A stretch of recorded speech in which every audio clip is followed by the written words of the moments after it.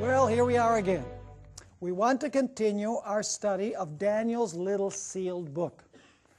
And basically, we have been discussing the fact that the book of Daniel is composed of two books. The first book is Daniel 1 through 7. The second book is Daniel 8 through 12. Now, we have not proved that Daniel 8 through 12 is the second book, but we have discussed Daniel 1 through 7. And we noticed that these chapters are interrelated, interconnected. Daniel 2 and 7 are connected, Daniel 3 and 6 are connected, and Daniel 4 and 5 are connected in terms of theme, and Daniel 1 would be the introduction. So you have a candelabrum, what is called a chiasm, if you please. Now, we were also discussing the sequence of powers in Daniel 7. And we're going to our material now. The sequence of powers was Babylon, Medo-Persia, Greece, Rome. Rome divided into 10 kingdoms. Then the little horn, which is papal Rome, which rules until 1798. And then after 1798, we have the judgment. We have the beginning of the judgment. And where does that judgment take place? It takes place in heaven. Does it take place before the second coming of Christ? Yes, because the Son of Man goes to the Ancient of Days to receive the kingdom before he comes here to take over the kingdom. He goes to the Ancient of Days to receive the kingdom. So the investigative phase of that judgment takes place in heaven. And then the time comes when Christ and the saints take over the kingdom, according to Daniel 7. Now, that description of Jesus coming to the Father, to the Ancient of Days, is found in Daniel 7, verses 9 and 10 and 13 and 14. I'd like to read those verses. Daniel 7, 9 and 10 and 13 and 14. It is in your material. It says here, I watched till thrones were put in place. This is after the little horn rules for 1260 years. I watched till thrones were put in place, and the Ancient of Days was seated. His garment was white as snow, and the hair of his head was like pure wool. His throne was a fiery flame, its wheels a burning fire. A fiery stream issued and came forth from before him. 1,000 thousands ministered to him. 10,000 times 10,000 stood before him. The court was seated, and the books were opened. Where is this judgment being enacted? In heaven. Now notice verses 13 and 14. After the Father moves, then you find this. I was watching in the night visions, and behold, one like the Son of Man, coming with the clouds of heaven. He came to the Ancient of Days. Where's the Ancient of Days? In heaven. We pray, Our Father which art in heaven. The Ancient of Days is in heaven. So the Son of Man comes to the Ancient of Days. Where is this judgment taking place? It's taking place in heaven. And so it says, one like the Son of Man, coming with the clouds of heaven. He came to the Ancient of Days, and they, that is the clouds, the angels, brought him near before him. And now notice, then to him was given dominion and glory and a kingdom that all peoples, nations, and languages should serve him. His dominion is an everlasting dominion which shall not pass away, and his kingdom the one which shall not be destroyed. So Daniel 7 has something very interesting. It has the sequence of powers that will rule in the world till the time that Jesus takes over the kingdom, empirically, when he comes to take over the kingdom. But there's something in Daniel 7 that was not understood until after 1798. You see, before 1798, it was believed that when Jesus came, he would take over the kingdom, but they did not know, they did not realize that a judgment is going to take place in heaven before Jesus takes over the kingdom. You know, that's one point that was not understood before 1798, the judgment aspect. You see, before 1798, basically they believed that the judgment is when Jesus comes. Somehow, even the Millerites did not understand, because William Miller used Daniel chapter 7 to speak of the second coming of Christ.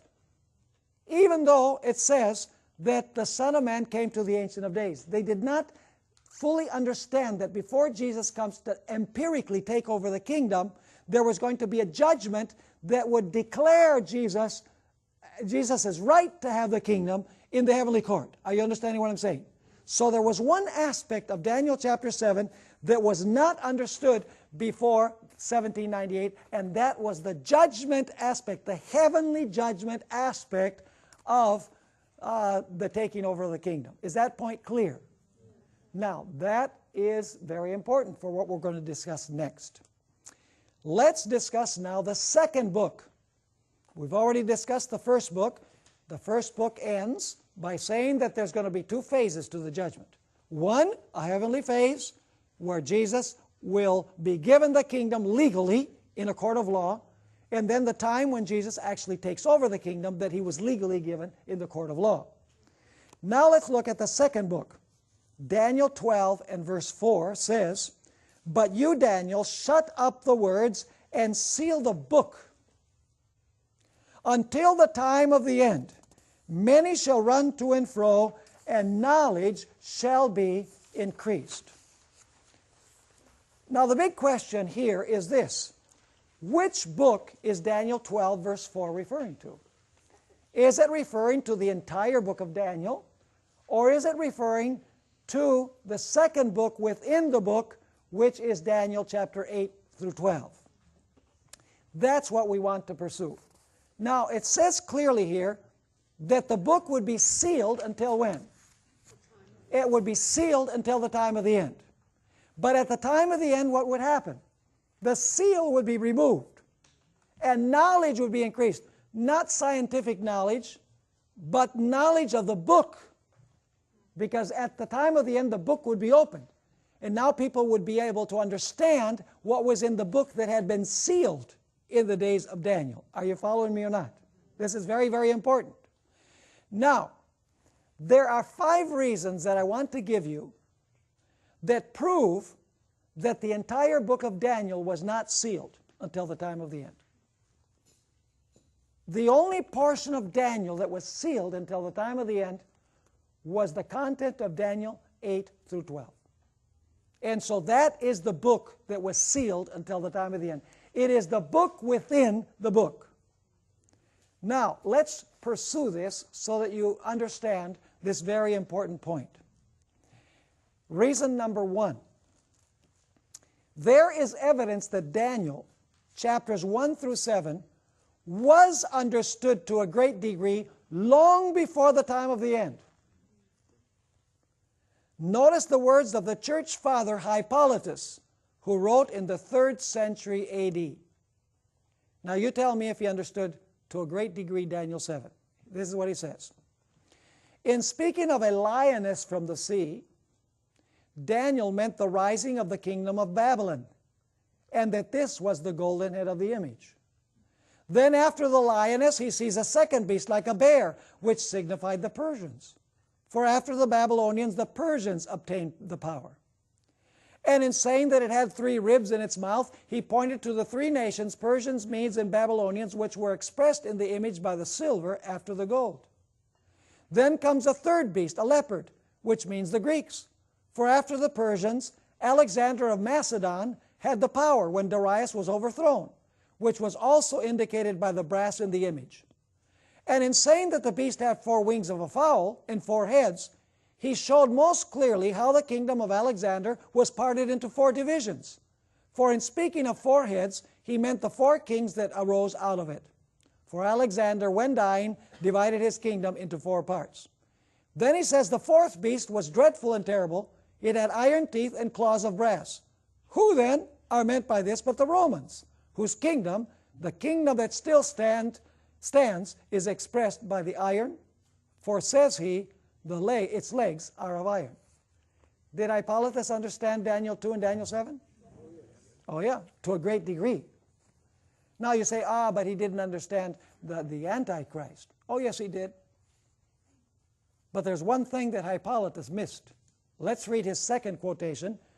By the way, for those who are interested, this is found in Leroy Edwin Froome's book, The Prophetic Faith of Our Fathers, Volume 1, page 272. This is what Hippolytus said in the second statement. "Let us look at what is before us more carefully and scan it, as it were, with open eye. The golden head of the image is identical with the lioness by which the Babylonians were represented. The golden shoulders and arms of silver are the same with the bear, by which the Persians and Medes are meant. The belly and thighs of brass are the leopard, by which the Greeks, who ruled from Alexander onwards, are intended. The legs of iron are the dreadful and terrible beast, by which the Romans, who hold the empire, now are meant. The toes of clay and iron are the 10 horns which are to be. The one other little horn springing up in their midst is the Antichrist. Interesting. Was he right? Of course he was. The stone that smites the image and breaks it in pieces, and that filled the whole earth, is Christ, who comes from heaven and brings judgment on the world. What's missing? What's missing here in his description? For him, when is the judgment? When Jesus comes from heaven and brings judgment on the world. What is he missing? He's missing the pre-Advent judgment.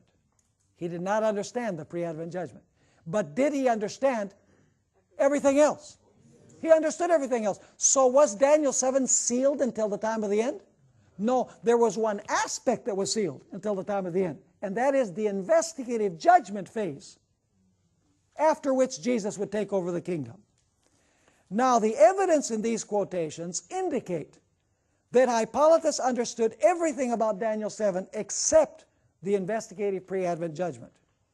It should be noted that even some portions, this is important also, that even some portions of Daniel 8 through 12 that were fulfilled before the time of the end could be understood before that time. The historical sections of the book could certainly be understood. The meaning of the ram and the he-goat of chapter 8 were understood before the time of the end. Is that correct?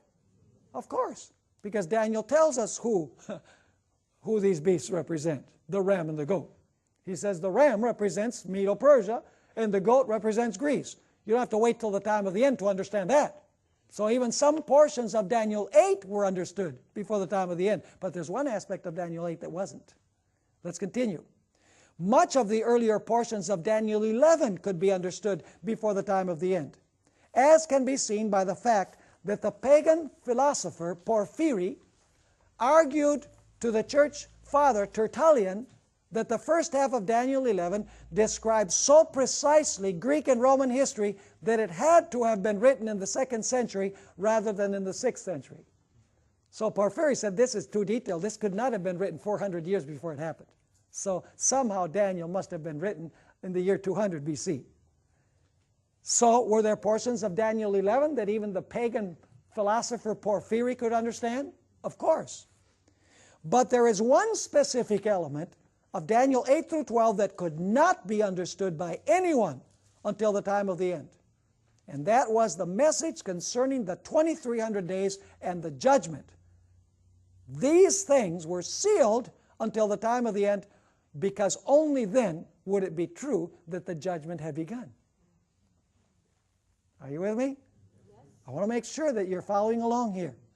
What is the only thing that was not understood? The 2300 days and the investigative judgment. Now let me give you a second reason why you're dealing here with 2 books rather than just 1 book. Now I realize that Daniel is 1 book, but there are 2 books within it. The book of Daniel was written in 2 different languages. Chapter 1, which is the introduction to the entire book, was written in Hebrew. Chapters 2 through 7 were written in Aramaic, which was, somewhat like Hebrew. It's kind of like Portuguese and Spanish, Aramaic and Hebrew. And so chapters 2 through 7 were written in Aramaic, and chapters 8 through 12 were written in Hebrew. The difference in language between Daniel 2 through 7 and Daniel 8 through 12 indicates that the book is composed of 2 units. Reason number 3, the little old lady. Ellen White knew this. I never cease to marvel at how Ellen White understood this. Most people, they say, the book that was sealed until the time of the end was Daniel. Ellen White didn't make that mistake. She didn't say it was Daniel. Let's read several statements from her writings. This is Acts of the Apostles, page 585. In the Revelation, all the books of the Bible meet an end. Here is the complement of the book of Daniel. One is a prophecy, the other a revelation. The book that was sealed is not the revelation, but that portion. What is a portion? Part. But the portion of the prophecy of Daniel relating to the last days. The angel commanded, "But thou, O Daniel, shut up the words and seal the book, even to the time of the end." So is the book that was sealed all of Daniel? No, it is that portion having to do with the last days. In another statement, Great Controversy, page 355, Ellen White explains the message of salvation has been preached in all ages. But this message, she's talking about the first angel's message, it says the hour of his judgment has come. But this message is a part of the gospel which could be proclaimed only in the last days, for only then would it be true that the hour of judgment had come. And now listen to what she says. The prophecies present a succession of events leading down to the opening of the judgment. Daniel 7 does that, right? Daniel 7 presents a succession of events leading down to the opening of the judgment. This is especially true of the book of Daniel. Now listen carefully.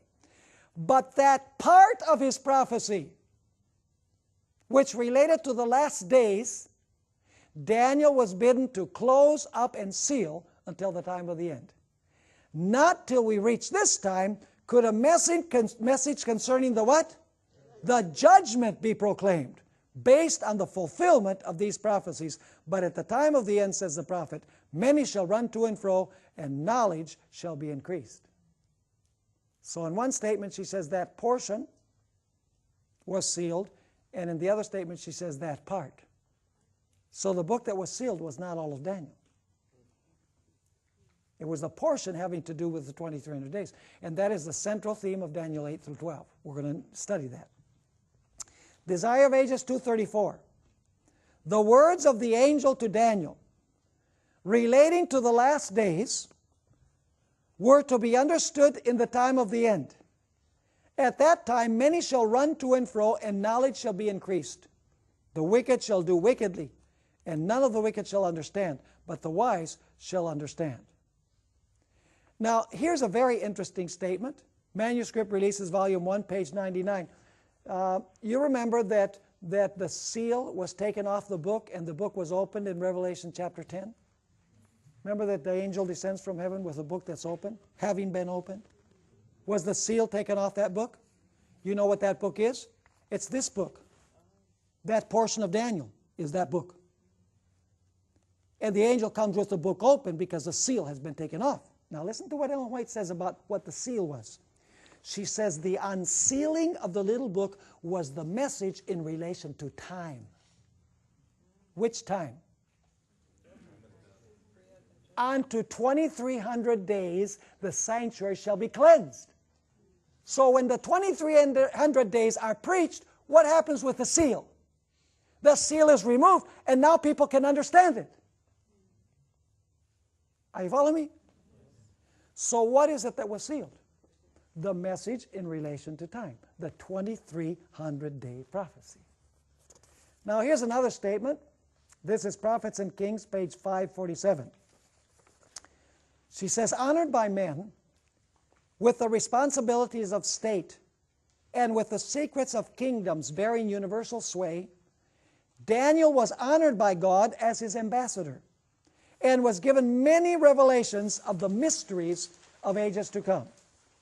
His wonderful prophecies, as recorded by him in chapters 7 to 12 of the book, bearing his name, were not fully understood even by the prophet himself.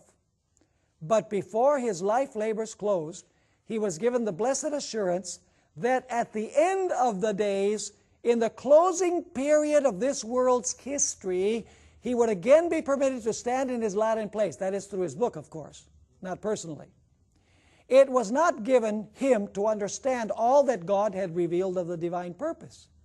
Shut up the words and seal the book, he was directed concerning his prophetic writings. These were to be sealed even to the time of the end.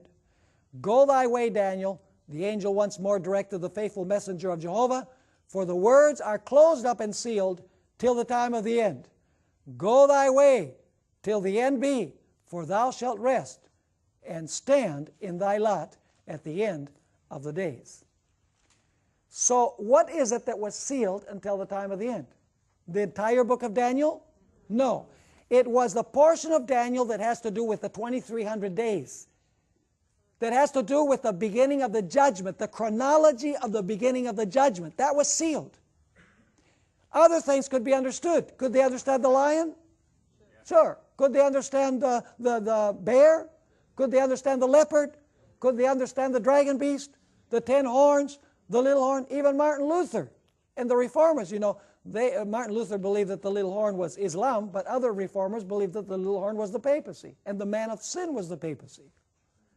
And so these things could be understood. Could they understand that the ram represented Medo-Persia? Sure. Could they understand that the he-goat represented Greece, and that Greece would be divided into 4 kingdoms? Absolutely. Daniel 11, as we notice, could be understood, at least the portions that didn't have to do with the last days. Which was the portion that could not be understood? Ellen White says that which had to do with the last days, with the investigative judgment, with a 2300-day prophecy. Now let's go to reason number 4. This is the most important of all. And I hope that you're well versed in Daniel 8. I hope that you've read Daniel 8, you know what the sequence is, because that's going to be very important to understand what we're going to go through now. What I want to show you now is that the internal evidence of Daniel 8 through 12 proves beyond any doubt that this little book that was sealed until the time of the end is composed of these chapters. In fact, we're going to take these chapters one by one, beginning with chapter 8, and we're going to see that each one of these chapters in some way is related to the 2300-day prophecy. Now, let's begin with Daniel 8. In this chapter, the 2300-day prophecy is introduced. The chapter begins in the time of the kingdom of Persia, right? There's no symbol for Babylon. Why is there no symbol for Babylon? Because the 2300 days begin with Persia. So if you put in Babylon, you're taking a kingdom. The vision would include a kingdom before the 2300 days begin their chronological period. That's the real reason. So notice, the chapter begins in the time of the kingdom of Persia, continues with Greece, the 4 divisions of Greece, pagan and papal Rome, all the way down to the conclusion of the 2300 days when the process of cleansing the sanctuary will begin. Are you acquainted with the broad sweep?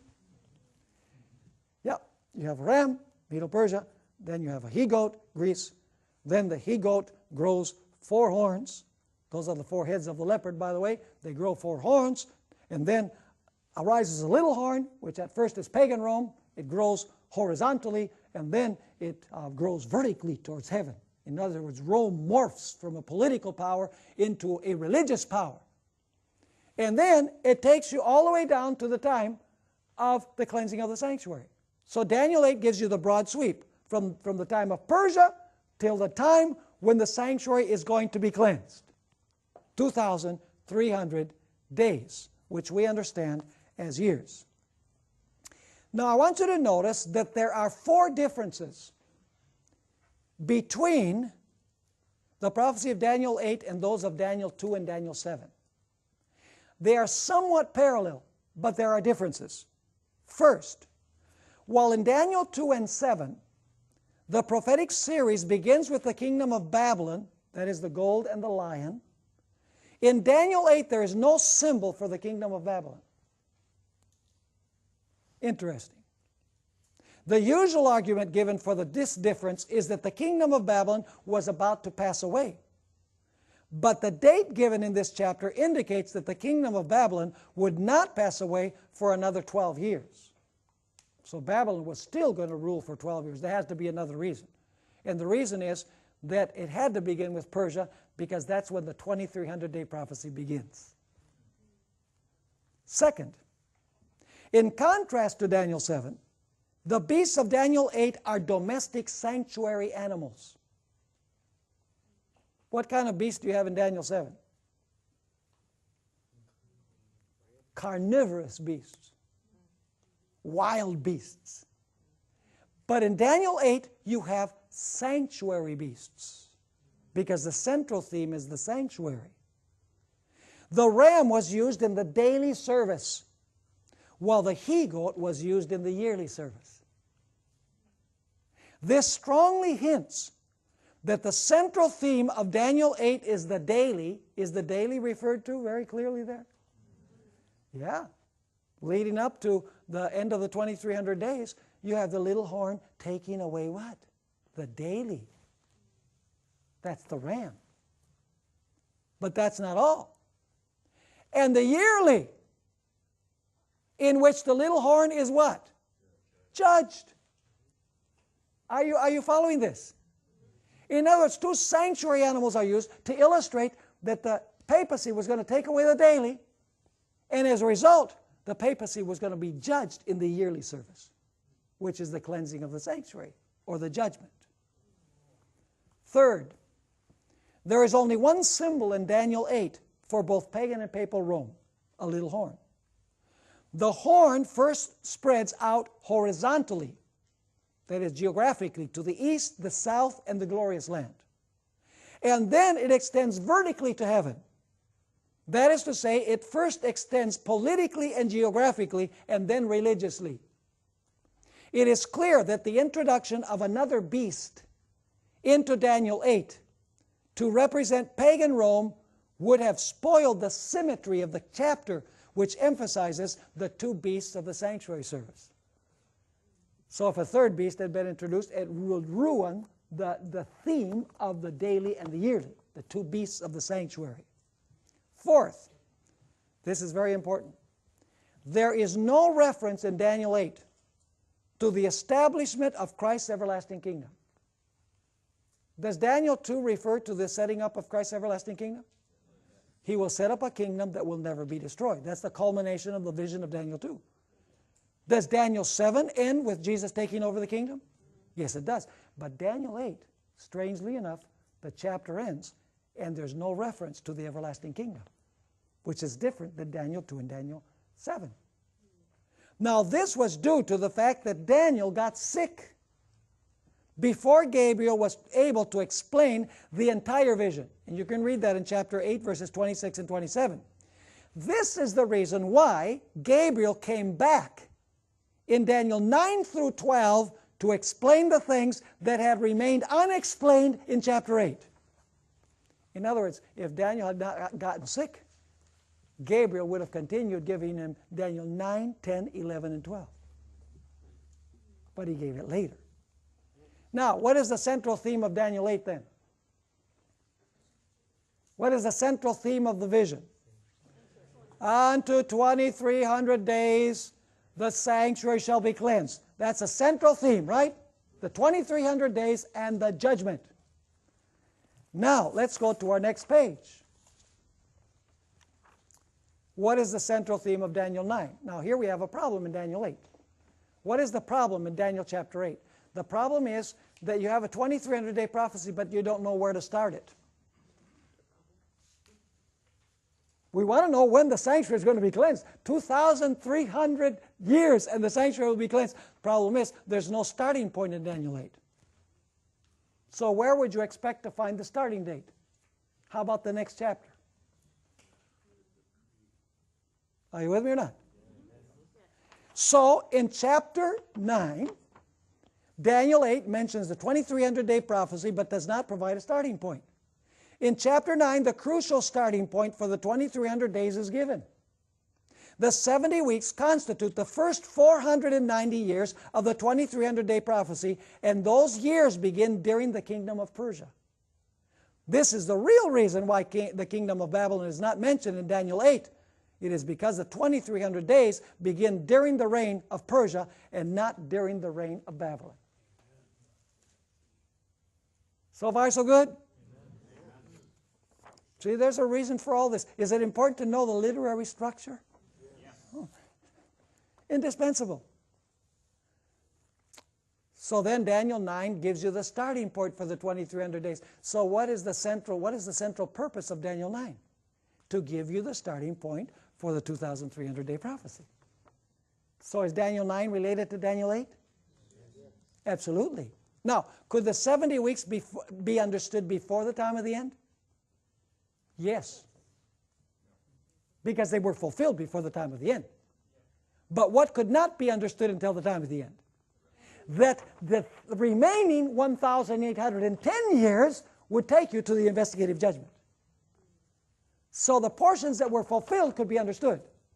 What could not be understood is the ending point, the cleansing of the sanctuary, the end of the 2300-day prophecy, that there was going to be a judgment in heaven before Jesus came to take over the kingdom on earth. Even the Millerites did not understand that. Wow. Okay, so let's go to Daniel 10. Does Daniel 10 have anything to do with the 2300-day prophecy? Of course it does. Let's read it. In order for the prophecy of the 2300 days to be fulfilled, especially the 70 weeks, it was necessary for the kings of Persia to give certain decrees for Israel to go back to their land, to rebuild their temple, city, walls, and to restore a functioning Hebrew theocracy. It was the command to build and restore Jerusalem.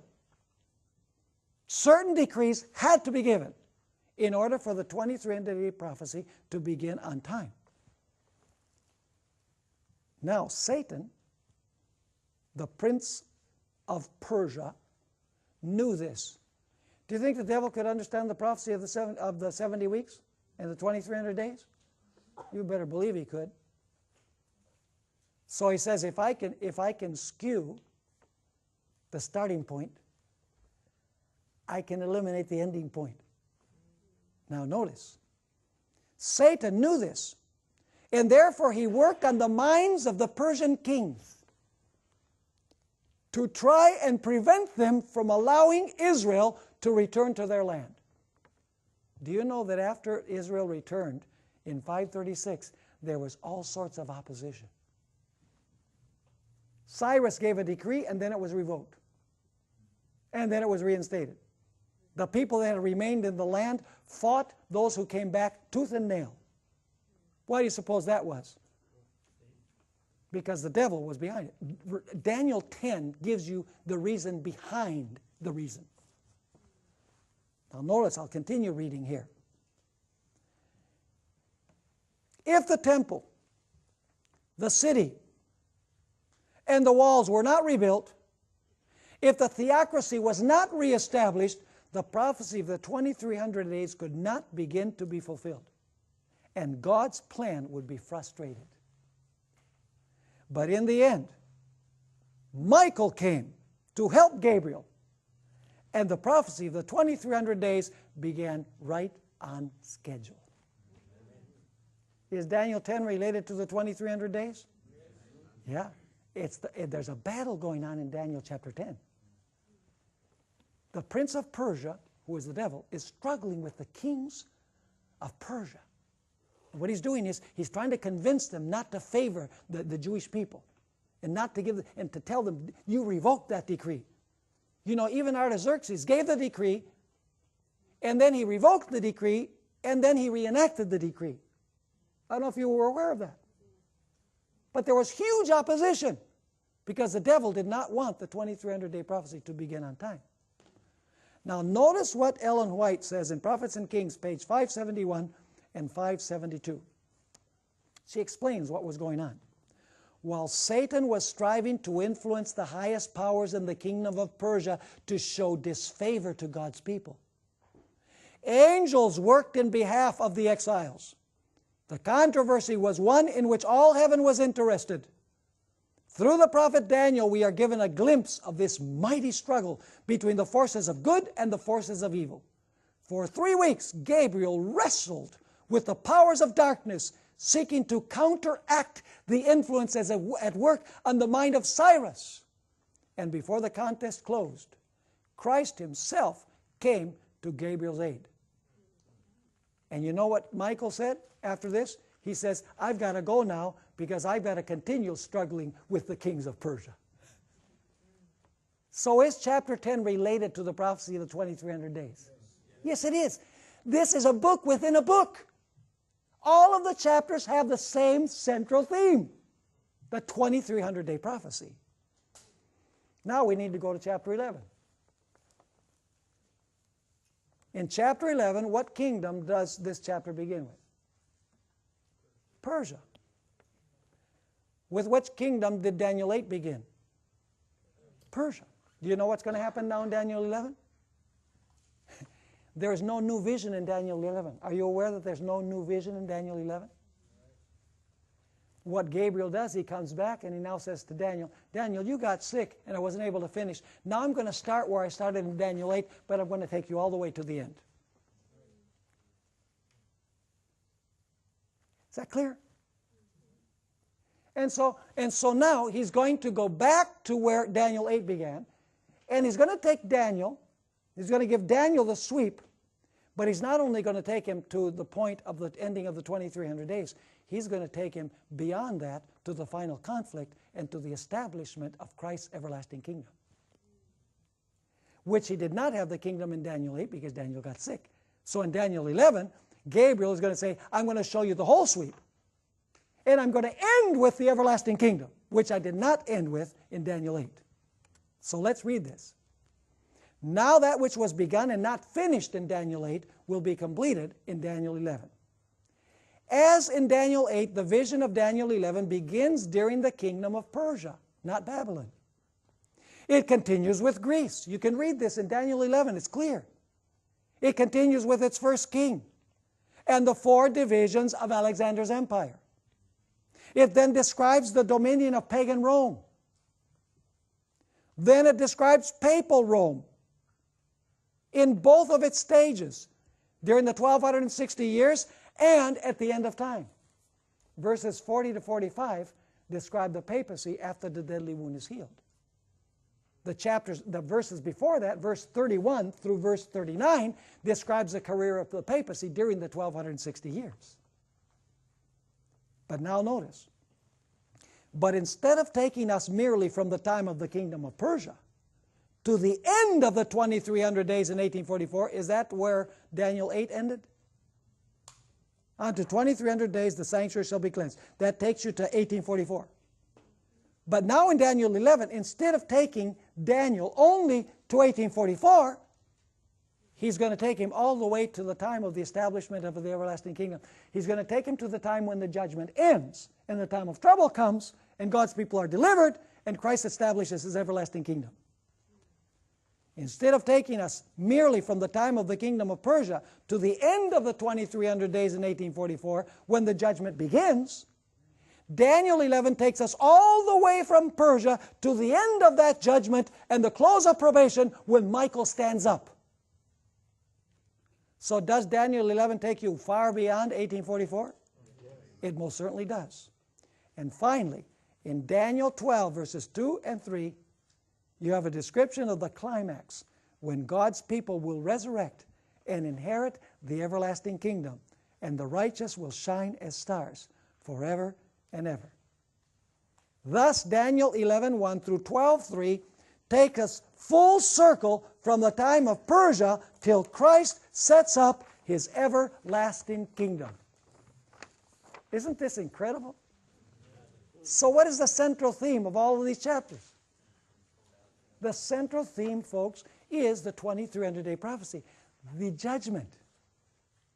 All of the chapters have the same central theme.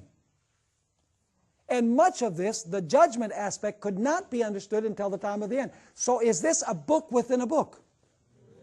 It basically, what it's doing is, Daniel 7 gives you the inkling. It introduces it when it says that the Ancient of Days goes in, and he sits, and the judgment is set, and then the Son of Man comes. He's taken before the Ancient of Days. the judgment sits and the books are open. Daniel 7, at the end of the chapter, gives you the introduction to the second book. The idea that the judgment is going to be in heaven, and the judgment is going to be before the second coming of Christ. Now let's go to reason number 5. And we're going to amplify this one in the next few minutes. We don't have a lot of time left in this particular presentation, but we're going to deal with Revelation chapter 10 more extensively in our next session. But let's go through the material that we have here. The opening of the little book in Revelation 10 is a clear reference to the unsealing and opening of the book that was sealed in Daniel 12, verse 4. There is only one book in the Bible that was sealed to be opened at the time of the end. Notably, the little book of Revelation 10 is opened in the period of the sixth trumpet, at the very end of history, immediately before Jesus takes over the kingdom at the time of the seventh trumpet. Are you catching the chronology? In other words, the little book is opened during the period of the sixth trumpet. That's when you have the eating of the book. It's sweet in the mouth, bitter in the stomach, you know. And then after that, you have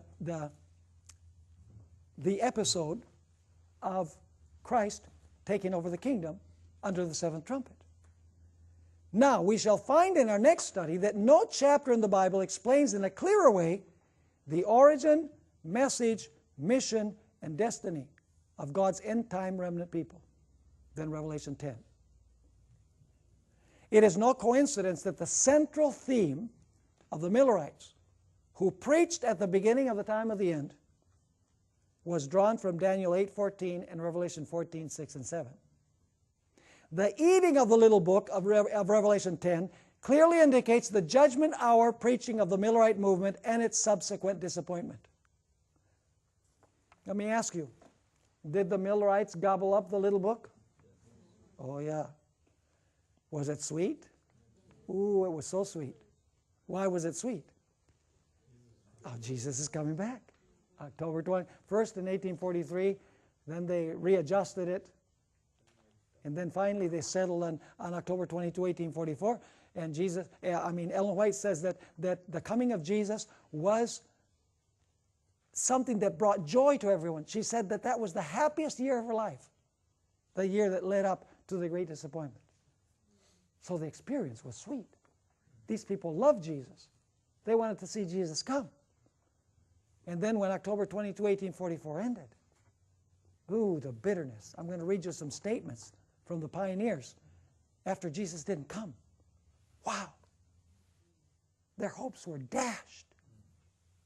But they didn't totally lose hope, because they went back to studying Scripture.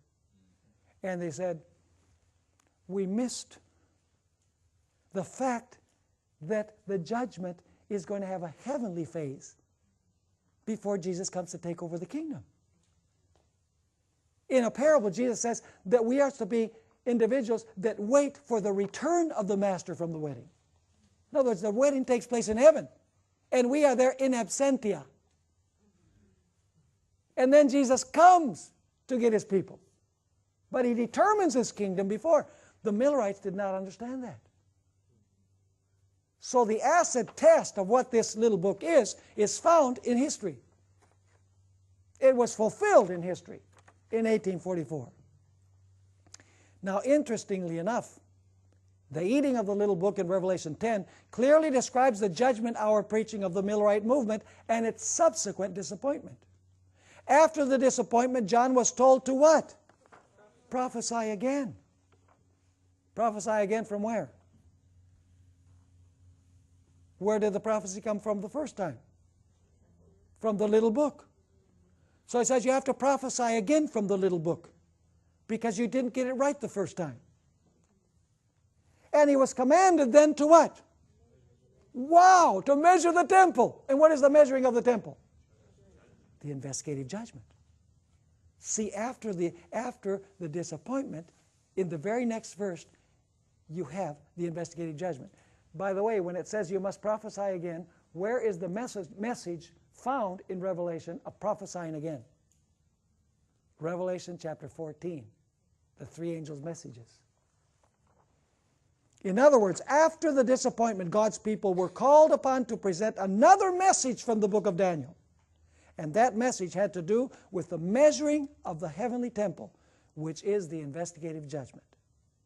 Concerning the unsealing of the little book, Ellen White remarks, "It was the Lion of the tribe of Judah who unsealed the book and gave to John the revelation of what should be in these last days. Daniel stood in his lot to bear his testimony, which was sealed until the time of the end." Now notice this, until the time of the end, when what? When the first angel's message should be proclaimed to our world. So what is the unsealing of the book? It is preaching what? The first angel's message. The hour of his judgment has come. These matters are of infinite importance in these last days, but while many shall be purified and made white and tried, the wicked shall do wickedly, and none of the wicked shall understand. The book of Daniel is unsealed in the revelation to John and carries us forward to the last scenes of this earth's history. So as we study the structure of the book of Daniel, we discover that Daniel is one book composed of two books. One book is self-contained, Daniel 1 through 7. The chapters relate to each other in a chiastic fashion. And then Daniel 8 through 12 amplifies the theme of the last verses of Daniel 7 in speaking about the 2300 days and the investigative judgment. Did you understand what we're studying? Yeah. It's marvelous, isn't it? It's just, how important is it to understand the structure? It's vital. You know, and people say, well, just love Jesus. Well, yeah, I think we need to love Jesus. That's good.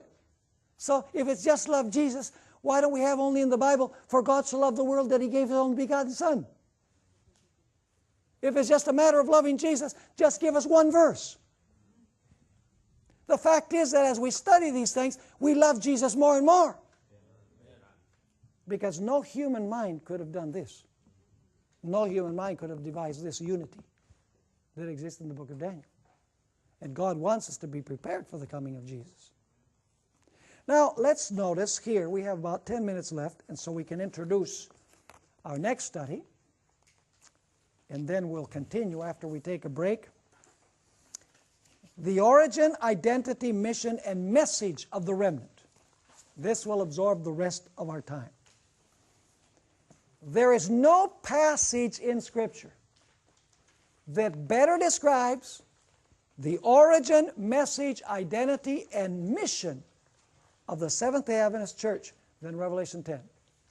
This is a critically important chapter in the self-identity of the Seventh-day Adventist Church.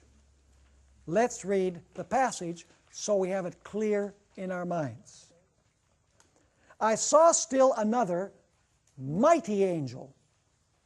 It's not just an ordinary angel. It is a mighty angel coming down from heaven, clothed with a cloud, and a rainbow was on his head. His face was like the sun, and his feet like pillars of fire. Who do you think this angel is? Same description as Jesus in Revelation 1. It continues saying, he had a little book open. That doesn't capture the tense of the verb in Greek. The tense of the verb is having been opened. In other words, at some point previous to the angel descending from heaven, the book was closed and it was opened. He had a little book open, or having been opened, in his hand. And he set his right foot on the sea and his left foot on the land, and cried with a loud voice, as when a lion roars. When he cried out, 7 thunders uttered their voices. Now when the 7 thunders uttered their voices, I was about to write. But I heard a voice from heaven saying to me, seal up the things which the 7 thunders uttered, and do not write them. There's a lot of speculation about the thunders in the Adventist church these days. Without any reason. There shouldn't be any speculation. We'll see. The angel whom I saw standing, this is verse 5, the angel whom I saw standing on the sea and on the land raised up his hand to heaven and swore by him who lives forever and ever, who created heaven and the things that are in it, the earth and the things that are in it, and the sea and the things that are in it. Which God is this? The Creator God.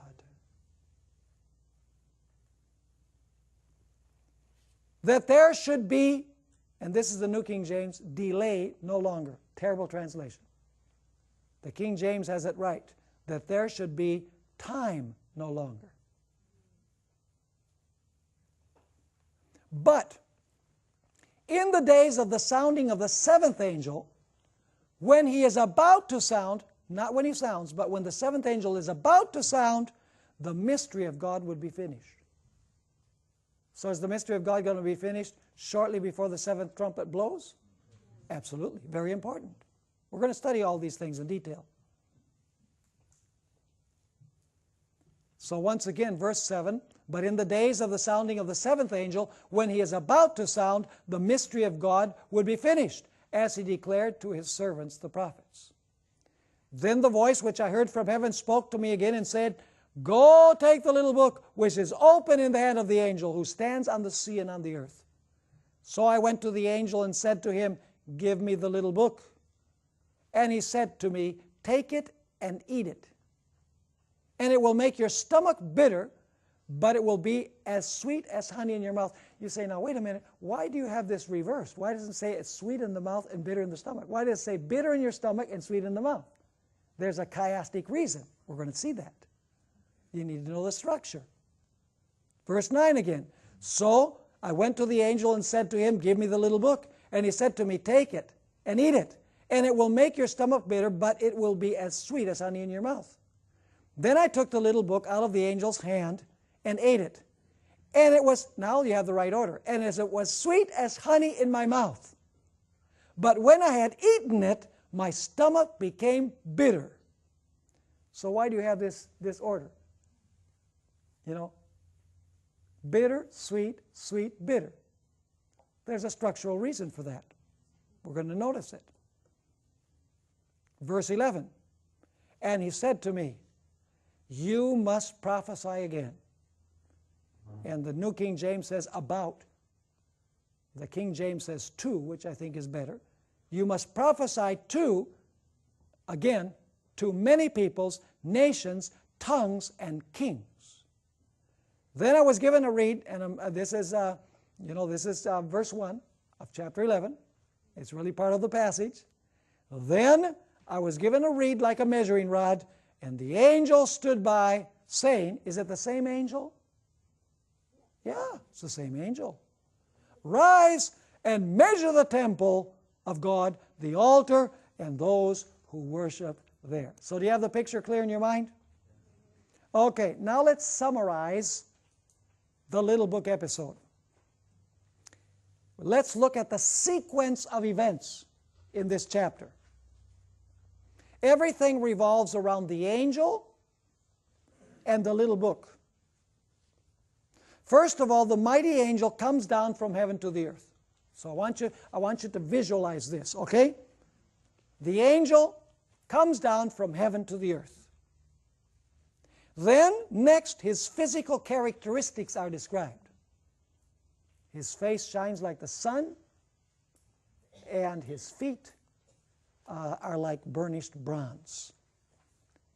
And then, he brings in his hand a scroll that is opened, which means that it was opened before he came down. He places one foot on dry land, and then he presses the other foot on the sea.